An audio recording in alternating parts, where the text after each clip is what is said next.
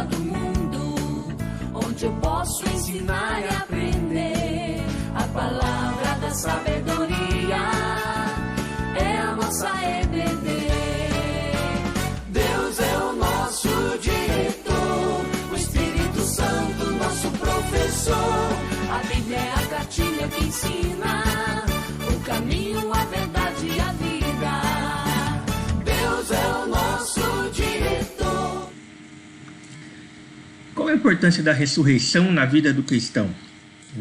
Hoje é domingo de Páscoa, nós comemoramos a morte e ressurreição de Jesus, uma questão fundamental da nossa fé cristã, mas a gente sabe que muitos cristãos não compreendem verdadeiramente o que significa a ressurreição. Nós vimos na aula passada um pouco sobre a questão da cruz, a centralidade, a fundamentalidade da cruz na vida do cristão, mas Paulo não fica só na cruz, ele caminha um pouco mais. E hoje nós vamos estar falando, a lição número 3, sobre uma nova vida. O que significa essa nova vida que vem dessa ideia de ressurreição que nós temos no cristianismo. Portanto, nós vamos estar lendo como texto básico, lá em 1 Coríntios, capítulo 15, versículos 3 e 4, diz o seguinte: antes de tudo vos entreguei o que também recebi, que Cristo morreu pelos nossos pecados, segundo as Escrituras, e foi sepultado e ressuscitou ao terceiro dia, segundo as Escrituras. Então nós vemos ali Paulo, ao escrever a igreja de Corinto, dizendo, olha, eu recebi isso. O que ele recebeu? E Cristo morreu pelos pecados. Então, ele está afirmando a morte de Cristo na cruz, como nós estudamos na aula passada, Cristo morreu na cruz, é um fato histórico que ocorreu na história, não é uma ficção.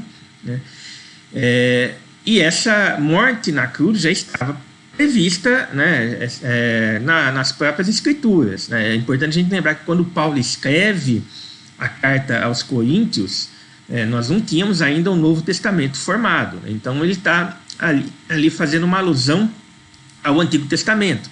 O Antigo Testamento fala em várias passagens sobre a morte do Messias. Ele fala, eu também recebi, e estou passando para vocês o seguinte, olha, que Jesus ele foi sepultado e que ele também ressuscitou ao terceiro dia, segundo as Escrituras. Então, nós temos que a mensagem do Evangelho é uma mensagem que compreende a cruz e a ressurreição.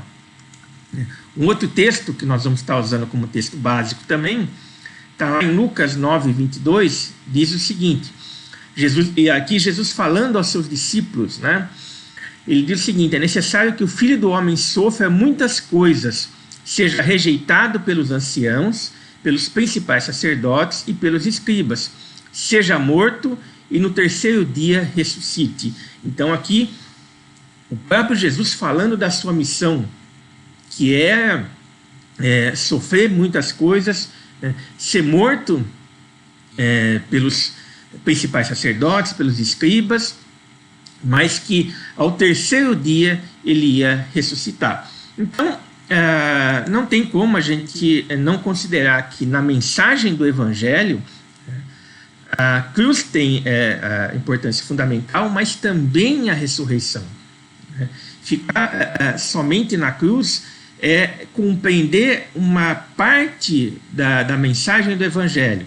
Então, os objetivos da nossa lição de hoje, primeiro, é firmar a sua convicção, a minha convicção, a nossa convicção sobre a realidade da ressurreição de Cristo.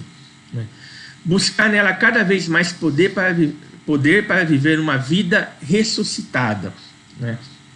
Bom, o primeiro passo é a gente primeiro entender um pouquinho do contexto em que o texto básico lá de Coríntios que nós lemos, só voltando lá, o de Coríntios, 1 Coríntios 15, 3 e 4, foi escrito. Quer dizer, nós vemos aqui em 1 Coríntios 15, né, uma defesa clara da realidade e da importância da ressurreição de Cristo.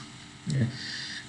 E aqui a gente tem que entender que Paulo está escrevendo essa carta para uma igreja que estava localizada em uma importante cidade grega. Corinto ainda existe, né? Inclusive há um importante canal que liga ali o istmo de Corinto ao Peloponeso, ou seja, é uma cidade que existe. E na época em que Paulo escreve, nós temos ali que Corinto é um importante centro estratégico de comércio, né? É uma das maiores cidades do mundo e também uma das mais corruptas, né? E é óbvio que, por ser uma cidade grega, ela tinha uma forte influência tanto do pensamento filosófico grego quanto da própria religião grega, né?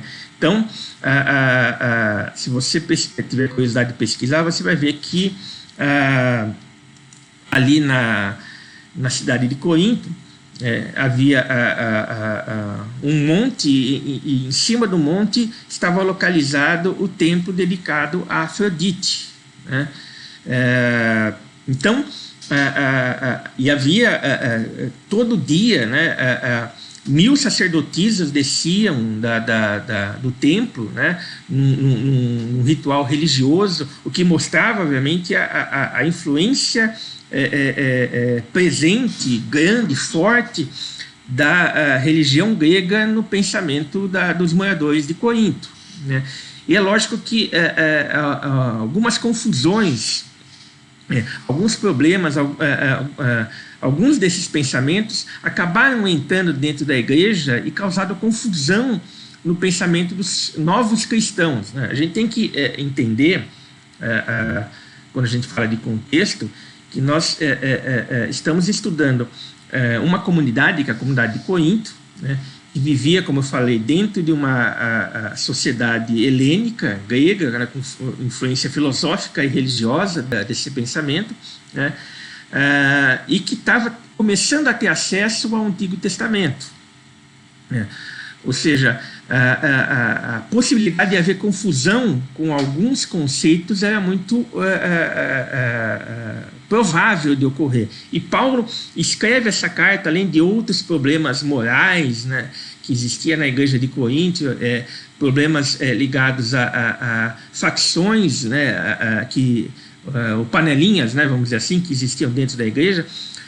Paulo também escreve para esclarecer esses problemas teológicos que estavam surgindo dentro da igreja. Qual que é o pensamento grego, né, ou a religião grega com relação à questão que poderia, de certo modo, envolver a vida pós-morte ou a ressurreição das pessoas, né? Bom, aqui é um esquema bem simples, né? Mas mostra como o grego enxergava, ou a religião grega enxergava o cosmos. Essa é a cosmologia grega da época. Então você tinha um lugar que chamava éter, né, que era basicamente ar, né? Um lugar chamado Uranus, que era o céu, né? Nós tínhamos a Gaia, que era a terra, né? Pontos, que era o mar. E havia um submundo, né? Aqui fala Tártaro, mas o submundo não é apenas o Tártaro, né? Então, na filosofia, na mitologia grega, nós temos que Zeus o Deus absoluto sobre todas as coisas, né? Sobretudo em relação a Uranus, ao céu, né? Temos Poseidon, que é o deus dos mares, né? E o submundo era governado na visão da mitologia grega por Hades. Então, na visão dos gregos, né, segundo a religião grega, após a morte a alma era separada do corpo e era transportado para o reino de Hades, para o submundo. E a gente não pode confundir aí submundo com sinônimo de inferno, né? Por quê? Porque na visão grega, né, esse reino de Hades, né, a alma poderia ir nesse reino para 3 lugares que compunham ali o tal do submundo, né? O primeiro lugar, um dos lugares, é os Campos Elíseos. Os Campos Elíseos seria uma metáfora muito próxima, né? Uma figura muito próxima ao conceito cristão de paraíso, né? Quer dizer, então, ali seria um lugar agradável, com uma temperatura agradável, né? Um lugar bonito, onde aquelas pessoas que tivessem sido virtuosas em vida, ou tivessem praticado atos de heroísmo, iriam, né? Aí você tinha um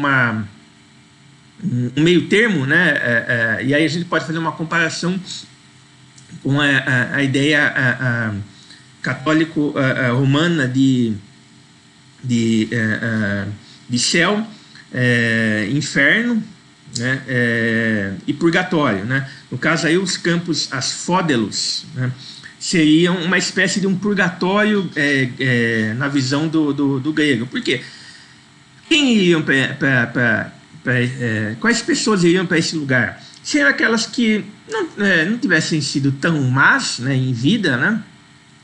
E também não tivessem praticado nenhum ato de heroísmo ou atos de heroísmo, né? Ou seja, pessoas ali que viveram uma vida medíocre. Então elas iriam para os campos asfódelos, né? Diferentemente daqueles que tivessem tido uma conduta moral, segundo a moral grega, reprovável. Esses iam para o Tártaro, né? Isso seria, de certo modo, a concepção, né, de vida pós-morte que existia na filosofia e religião gregas, né, e que eram muito presentes ali na sociedade de Corinto. Então, a religião grega, você não tinha nenhuma ideia de redenção e ressurreição, né? Havia vida e a morte, e obviamente uma vida após a morte, né? Mas não havia um conceito de ressurreição, né? E muito menos uma ideia de uma redenção, porque o lugar para onde você ia na visão grega dependia dos seus próprios esforços. Você ter sido uma pessoa boa no aspecto da moral grega, ou você ter praticado um ato de heroísmo, como era comum se contava nas histórias, né, de atos praticados pelos semideuses, pelos heróis gregos, né? Então, a vida após a morte, o lugar para onde você ia no submundo, lembrando que o submundo, seja Campos Elíseos, Campos Asfódelos ou Tártaro, era governado por Hades. O lugar que você ia dependia do seu próprio mérito. Então, a gente começa a ver que um pouco desse pensamento começa a entrar na igreja de Corinto, porque havia algumas pessoas que começaram a duvidar, né, da ressurreição, começaram a questionar, né, dizendo que a ressurreição dos mortos não existia, né? E é lógico que, ao questionar a ressurreição, eles começam a questionar a própria ressurreição de Jesus, né? E aí Paulo chega nesse contexto, né, dessa igreja, né? Se você estudar lá em Atos, você vai ver que antes de chegar em Corinto, Paulo estava em Atenas. E lá em Atenas ele tem um debate filosófico, né, com os pensadores atenienses, né? E aí ele chega em Corinto e ele fala: olha, eu não quero discutir filosofia aqui, né? Eu quero trazer uma mensagem simples, mas profunda do Evangelho, né? E a gente vê lá em 1 Coríntios 2, 4, 5, Paulo dizendo o seguinte: olha, a minha palavra, a minha pregação não consistiram em linguagem persuasiva de sabedoria, né? Eu não quero aqui discutir sabedoria grega, filosofia grega, mitologia, religião grega, né? Ele quer discutir é o quê? Mas em demonstração do Espírito e do poder, para que a vossa fé não se apoiasse em sabedoria humana, e sim no poder de Deus. Então, Paulo começa dizendo: olha, eu não quero discutir filosofia, né? Filosofia pode ter a sua importância, né, o seu papel, mas para questões ligadas à redenção, à salvação. Eu quero discutir aquilo que é a demonstração do Espírito e do poder, porque a nossa fé tem que estar apoiada não em sabedoria humana, mas no poder de Deus. E aí Paulo começa falando do Evangelho do começo, né? Não dá para falar de ressurreição sem antes eu falar sobre a cruz, né? Por isso que a lição da semana passada, nós estudamos justamente a importância da cruz na vida do cristão. E aí Paulo diz o seguinte, lá em 1 Coríntios 1,18: certamente a palavra da cruz é loucura para os que se perdem, mas para nós que somos salvos, poder de Deus. Então, numa filosofia que não uma religião que não se prezava pela ideia de uma redenção ou de uma ressurreição, mas que colocava toda a relação do homem com a divindade sob um ponto de vista dos méritos que a própria pessoa pudesse ter, pensar em cruz seria um absurdo. Quem são aqueles que vão para os Campos Elíseos? São aqueles heróis, aqueles que fizeram feitos notáveis na história humana. A cruz era o contrário disso. A cruz significava desprezo, humilhação. Então, falar de cruz para uma filosofia grega é falar de algo que eles entendiam como uma loucura. E Paulo começa falando, olha, a palavra cruz para eles é loucura, mas para nós que somos salvos, o poder de Deus. Por isso que ele veio lá falando, olha, eu não quis falar de sabedoria humana, mas eu quis falar sobre o poder de Deus. E aí ele continua no versículo 22, porque tanto os judeus pedem sinais, como os gregos buscam sabedoria. Mas nós pregamos a Cristo crucificado, escândalo para os judeus, loucura para os gentios. Então, não se quer falar em filosofia, não se quer falar em sinais, mas nós queremos falar no Cristo crucificado, que pode ser escândalo para os judeus, loucura para os gentios, mas para nós que somos salvos é o poder de Deus. Então, depois de falar acerca da cruz, Paulo começa a discorrer, mais obviamente no final da carta, ele começa a falar de um outro elemento importante da mensagem do Evangelho, que é a ressurreição de Cristo. Então, Paulo vai começar a afirmar, diferentemente do que alguns estavam dizendo, que a ressurreição é um fato histórico. Quer dizer, havia ali algumas pessoas na igreja de Corinto que estavam negando a ocorrência da ressurreição de Cristo.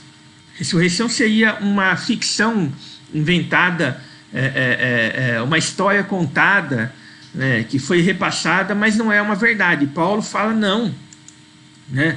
A ressurreição ele é um fato histórico.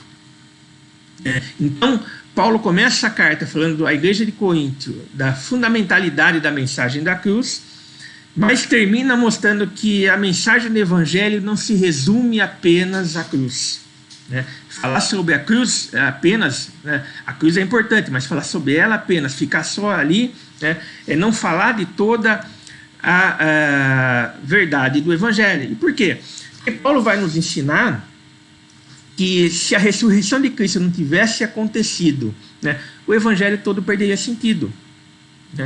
Nós estaríamos ali simplesmente contando uma história de alguém que tivesse vindo ao mundo, que tivesse feito muitas coisas boas, tivessem feito muitos sinais, como os judeus pediam, tivesse falado palavras de sabedoria, como os gregos pediam, mas que após sua morte teria acabado o seu ministério, a sua importância, o seu papel na história humana. E Paulo fala não, a cruz, a gente tem que ir além da cruz. A mensagem do Evangelho começa na vinda do Filho, na sua morte na cruz e na sua ressurreição. E aí lá em 1 Coríntios capítulo 15, 14, Paulo fala, e se Cristo não ressuscitou, é vã a nossa pregação e vã a vossa fé. Quer dizer, quando algumas pessoas em Corinto negavam a ressurreição de Jesus, elas estavam simplesmente tornando a pregação vã e nula também a própria fé, né? Porque seria uma fé em alguém que teria vivido, mas já teria passado, né? E Jesus é muito maior do que a própria história, né? Jesus é o Senhor da história, ele está além da própria história. E aí a gente vê em outro momento, na Epístola aos Romanos, capítulo 14, 8 e 9, Paulo falando: porque se vivemos, para o Senhor vivemos, se morremos, para o Senhor morremos. Quer, pois, vivamos ou morramos, somos o Senhor. Foi precisamente para esse fim que Cristo morreu e ressurgiu, para ser Senhor tanto de mortos como de vivos, né? Nós vemos aqui Paulo afirmando de forma clara, né, a finalidade para a qual Cristo veio, né? Cristo veio para morrer e para ressuscitar, né? A gente leu lá em Lucas 9, 22, né? Vou colocar de novo aqui o texto, né? O próprio Jesus falando: olha, eu vou morrer, e ele indicando inclusive o tempo em que ele ia ressuscitar. Depois do terceiro dia eu vou voltar, eu vou ressuscitar, né? E Paulo aqui aponta justamente isso: olha, foi precisamente para esse fim que Cristo morreu e ressurgiu. Ele é o Senhor tanto dos mortos como dos vivos, né? E aí Colossenses 1,12, né, outra carta, Paulo escrevendo à igreja de Colossos, diz: tendo sido sepultados juntamente com ele no batismo, no qual igualmente fostes ressuscitados mediante a fé no poder de Deus, que o ressuscitou dentre os mortos. Então a ressurreição de Jesus é um fato histórico, é um fato real, né? Não é uma história, uma ideia mítica, de ficção, né? Mas é uma realidade histórica, né? E aí a gente vê lá em Atos 3,15, né, testemunhas oculares falando: olha, deixar-te matastes o autor da vida, a quem Deus ressuscitou dentre os mortos, do que nós somos testemunhas. Então a ressurreição é um fato verdadeiro, é um fato histórico, é um fato que mudou a história da humanidade, né? Bom, você pode perguntar: entendi, a ressurreição é um fato bíblico verdadeiro, eu acredito que a ressurreição ela é real, né? Mas qual o seu significado na vida do cristão, né? O que tem a ver a ressurreição na vida do cristão, né? É lógico, né? A gente fala de ressurreição, nós estamos falando de vida, né? Ressurgir aqui é se opor à morte. Ressurreição é vida, enquanto a morte é o seu oposto, né? E a ressurreição também significa esperança, né? Nós vemos lá em 1 Coríntios 15, 32, Paulo discutindo essa questão da verdade da ressurreição de Cristo e da ressurreição dos crentes, dizendo: olha, se os mortos não ressuscitam, comamos, bebamos, que amanhã morreremos. Quer dizer, de certo modo, esse é um pouco da visão, né, que o mundo hoje tem, né? Quando a gente pega pessoas com pensamento ateu, né, o pensamento materialista que nós temos, né, essa filosofia pós-moderna, né, que nos cerca, né, na arte, na cultura, no pensamento filosófico em geral do mundo de hoje, né, nós vemos que as pessoas vivem sem uma esperança no futuro, né? Quer dizer, elas têm que viver de uma tal forma que elas têm que fazer tudo nessa vida porque elas não esperam nada do futuro, né? Porque não entenderam que há um Cristo que morreu pelos pecados e que ressuscitou ao terceiro dia. A ressurreição, portanto, ela nos traz, e nós como cristãos, a esperança de que há algo além dessa vida, né? Jesus ele nos falou que nessa vida nós passaríamos por aflições, mas que nós devíamos ter bom ânimo, porque ele havia vencido o mundo, né? Quer dizer, apesar de todas as mazelas da vida no mundo hoje, nós cristãos temos a esperança de que há algo além disso. Por quê? Porque um dia na história Jesus deu a vida, mas ao terceiro dia ele ressuscitou. E aí Paulo fala lá em 1 Coríntios 15, 19, olha, vocês estão falando que a ressurreição não existe, né? Quando vocês fazem isso, vocês estão colocando a esperança em Cristo pela nossa vida, né? E ele fala, se a nossa esperança em Cristo se limita apenas a esta vida, somos os mais infelizes de todos os homens, né? É transformar Jesus em um líder espiritual, um guru, com palavras bonitas de filosofia, né? Mas cuja vida não vai além da morte, né? E, infelizmente, a gente tem visto muitos cristãos, ou muitos evangélicos, né? Evangélico não é sinônimo de cristão, necessariamente, né? A gente vê muitos evangélicos tratando uma relação com Deus, né, como se fosse uma relação comercial, né? Eu dou algo em troca a Deus e ele tem que me dar fazer a parte dele, né? Ou seja, coloca a esperança em Cristo apenas nas coisas desse mundo, né? E Paulo fala, não, a gente tem que ir além. Ressurreição é vida, ressurreição é esperança, né? E quando nós colocamos a nossa esperança em Cristo apenas nessa vida, nas coisas dessa vida, né, nós, na verdade, nos tornamos os mais infelizes de todos os homens.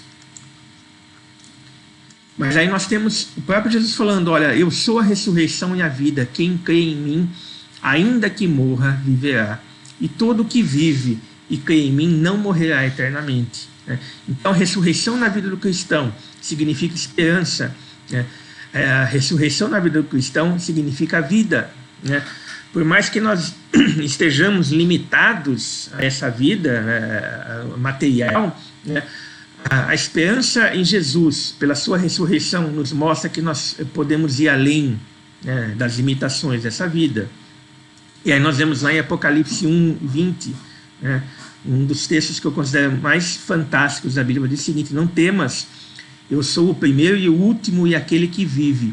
Estive morto, mas eis que estou vivo pelos séculos do século e tenho as chaves da morte e do inferno. Aquele que tem as chaves da morte e do inferno é aquele que venceu a morte, aquele que ressuscitou ao terceiro dia, né? E isso faz toda a diferença na nossa vida como cristãos, né? 1 João 5,11 diz, e o testemunho é este, que Deus nos deu a vida eterna e esta vida está no seu Filho. E como Deus poderia nos dar a vida em alguém que tivesse morrido, que estivesse morto, né? A ressurreição, portanto, significa a possibilidade de Deus nos dar a vida eterna, né? Essa vida que ele nos dá, como o João diz aqui na sua primeira epístola, essa vida está no seu Filho, né? Jesus está vivo, né, e não morto. E aí nós vemos lá em Efésios 2,6, estando nós mortos em nossos delitos, nos deu vida juntamente com Cristo, pela graça sois salvos, e juntamente com ele nos ressuscitou, nos fez assentar nos lugares celestiais em Cristo Jesus. Quer dizer, nós temos, portanto, a certeza de que a ressurreição de Jesus, né, quando nós cremos nela, né, como o Efésios fala aqui, nós estávamos mortos nos nossos delitos, mas através de Jesus, Deus nos deu vida, né, e fala, e juntamente com ele nos ressuscitou, né? E a realidade da ressurreição como um evento histórico, né, significa que Deus, através de Jesus, também nos ressuscitou. E aí lá em Colossenses 3, de 1 a 4, diz, portanto, se fostes ressuscitados juntamente com Cristo, buscai as coisas lá do alto, onde Cristo vive assentado à direita de Deus. Pensai nas coisas lá do alto, não nas que são aqui da terra, porque morrestes e a vossa vida está oculta juntamente com Cristo em Deus. Quando Cristo, que é a nossa vida, se manifestar, então vós também sereis manifestados com Ele em glória. O que Paulo está falando aqui é o seguinte: não que a gente não tenha que estudar, trabalhar, cuidar da casa, cuidar dos afazeres próprios da vida que nós temos aqui na Terra, não é isso, Mas o que ele está falando é o seguinte, que a ressurreição de Jesus, ela significa uma mudança na perspectiva com que nós enxergamos o mundo. Nós fazemos então agora todas as coisas. Se antes eu estudava para ter uma carreira brilhante, para viver uma vida da melhor forma possível nesse mundo, sabendo, pensando ou entendendo que depois haveria de chegar um momento em que eu haveria de morrer e todos os meus projetos iriam se extinguir, agora eu posso enxergar a vida por uma outra perspectiva. Eu enxergo agora as coisas pela perspectiva divina. Eu entendo que tudo aquilo que eu faço, ou tudo aquilo que eu devo fazer para a honra e glória de Deus. Por isso que Paulo fala, eu tenho que buscar as coisas lá do alto, porque é lá no alto que Cristo vive. Eu tenho que olhar as coisas da perspectiva que Cristo enxerga. Eu tenho que pensar nas coisas como Cristo pensa, não como o mundo pensa. Por quê? Porque nós morremos para essa vida, e a nossa vida agora está em Cristo. E aí Paulo conclui, quando Cristo, que é a nossa vida, se manifestar, então vós também sereis manifestados com Ele em glória. Nossos projetos não estão mais limitados pela nossa vida terrena. A ressurreição na nossa vida nos permite enxergar os nossos projetos, a nossa vida pela perspectiva divina.